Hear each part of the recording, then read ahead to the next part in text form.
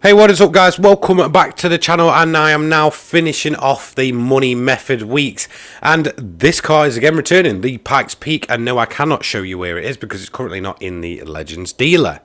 Now, I released my previous video for the Sardinia build, and a lot of people said, you know, go check out the AMS Dude version.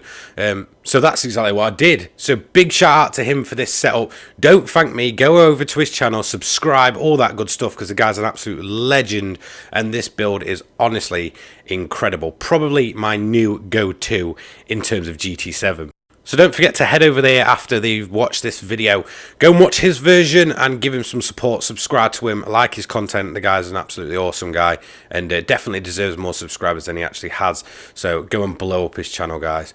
Right, now we are running the racing mediums on this one for both. The body height adjustment at the front is 88 and at the rear is 115. Anti-roll bar is 10 at the front and 1 at the rear.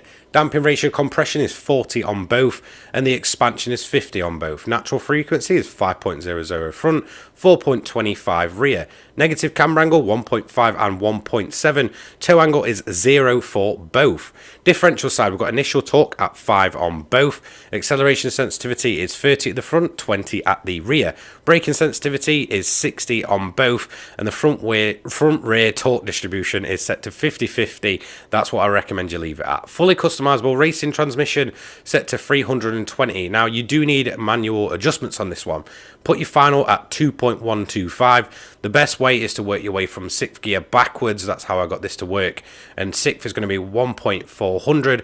5th is going to be 1.615-306. 4th is going to be 1.880-263. So 3rd is going to be 2.270-217. 2.860-172, and then in first it's 3.875-127. Feel free to pause at any moment to get a screenshot of those gears. Now, as you can see, we're running the fully customizable ECU. We are not power restricting this, and we are not putting ballast. Downforce at the front is 200 and at the rear is 700. We're running the high RPM turbocharger on this, and everything else is default. Feel free to pause at any moment.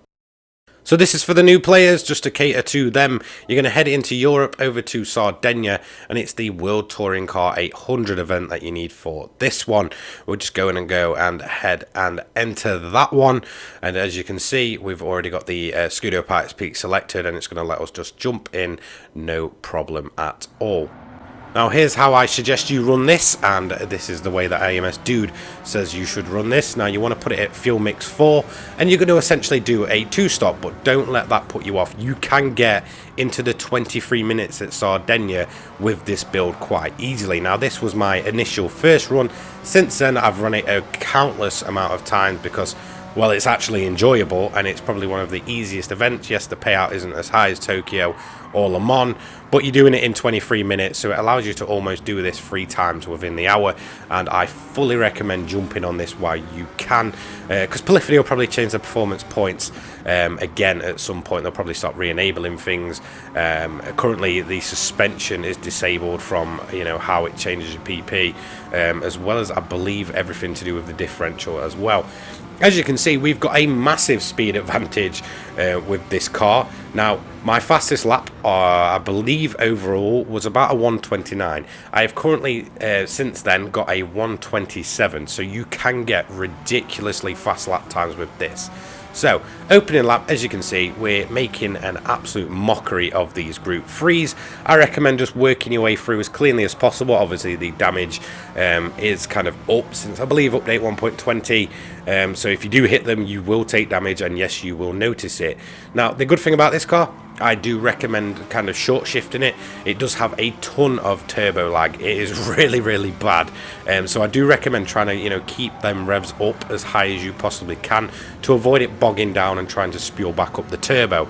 As you can see, end of lap 1, we are pretty much in the lead. You can see the leader just going into turn 1, and we are going to quite easily take the lead from him and essentially run away with it at this point. Tyre weight is quite good. It's not too noticeable. I think that is helped by the fact this thing is 4-wheel drive, and it absolutely loves to be driven hard. So it doesn't matter how you drive it, the tyres may wear off, but you won't feel too much of a difference in terms of grip. Now we're going to do our first pit stop at the end of lap 5. If you need to, feel free to turn the engine down a little bit just to save that bit of fuel. Yeah, that is the main aim of this method, isn't it? Is the 2 stops. So you do one at the end of lap 5, one at the end of lap 10, and you should be all good. You want to put a new set of the tyres on. You want to make sure it's the mediums, not the hards, because it's only going to be the mediums that we're going to be running. You want to fill the car to full and essentially rinse and repeat. So as you can see, we've got the new tyres on, they're filling the car up. Luckily, the pit stop at Sardinia is not as long as the likes of Le Mans, where it feels like you're sat there for about 3 minutes a time. So you're going to quite quickly get it underway again, and you're going to head back out, keeping the car in fuel mix 4. You should not have to change it out of there. But like I said, if you do feel like you're not going to make them laps or those targets of end of lap 5 or end of lap 10, just turn the engine down a slight touch. It should just give you enough. I have had multiple times where the engine will splutter, cough, and then it will kind of die off. You can still roll to the pits, but again, that's just kind of wasted time, and it did happen here. Now, obviously, with this being my initial run, I was still kind of building that confidence up, still had a few moments with the car. It probably cost me around about 30 seconds in total. So you're going to see this is my fastest lap. As you can see, we've already set a 1:29.927. This one ended up being quicker, so I'm just going to kind of give you a quick overview. Obviously, since then, I've gone around about 1.5 to almost 2 seconds a lap faster.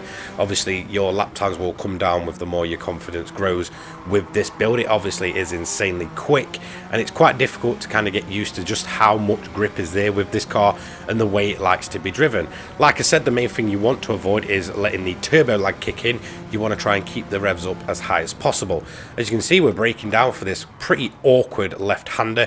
If you get it wrong, you will end up going straight on, and it will cost you a good couple of seconds to get going again, especially when the turbo lag kicks in. And as you can see, we're up 3 tenths, nearly 4 tenths through there. We're going to try and get it down to 3rd gear through there, nice and cleanly. And again, coming to another awkward part of the track where if you just overshoot it, you will lose a good chunk of time. As you can see, we've managed to nail it and keep the revs up, so the turbo lag wasn't too extreme leaving that corner, and that just allows us to absolutely fly through this right-hander, full throttle. And then we are going to cross the line. It's going to be our new fastest lap. Like I said, you can go quicker, but the lap times will come to you as your confidence grows with this build. On lap 10, we are going to, should I say the end of lap 10, we are going to take our last pit stop of the race. As you can see, we've just run out of fuel. So if you do feel like that's going to happen, just turn it down for, a quarter to half of a lap. It won't massively affect your kind of performance, but it will give you that bit extra fuel to ensure that you don't kind of just roll into the pits like I did there. And again, we're going to rinse and repeat. Another set of medium tyres, not the hards, nothing else, just the mediums. Throw them on. They're good enough till the end of the race at this point. And again, fill the car to full and continue to run it at fuel mix 4. So we're going to take that fuel now, and that's it. That is going to be our final pit stop of the race, over and done with. Nice and easy. 2 stops done in no time. As you can see, we're at 60 minutes upon doing our 2nd stop at that point, as you can see. And we're just going to go ahead and finish up the race now. So really simple, no weather to deal with, nothing like that. It's essentially just a big long sprint race, I guess. So we're going to round up the final corner into the right-hander at the bottom of here, and that's going to be us done. As you can see, we're pretty much out of fuel at this point, and the engine is now absolutely spluttering to a stop. So as you can see, that's what I mean by just turn the engine down if you don't think you're going to make it. So again, this is just adding some time on, but we do crawl across the finish line, and that's going to be it. Job done, 1st place, nice and easy. So let's go ahead and look at our overall times. Now, I have seen from AMS Dude that you can get into the 23 minutes with this, and it is fully possible. Since then, I've ran like 23.5 minutes and such, which is around about nearly 40 seconds faster than this initial run. As you can see here, even with the running out of fuel and that stuff, we did a 24:08.292 with a fastest lap on lap 9, which you saw, which was a 1:29.472. Yes, it is possible to get this into the 1:27s, probably even lower as your confidence grows. You're going to get 727,500 in that 23 to 24 minutes. Nice and easy. Probably the easiest money method currently within this game by an absolute mile. So again, massive thank you to AMS Dude. Thank you to who recommended it. Honestly, go and check him out. Subscribe to him. The guy's absolutely awesome.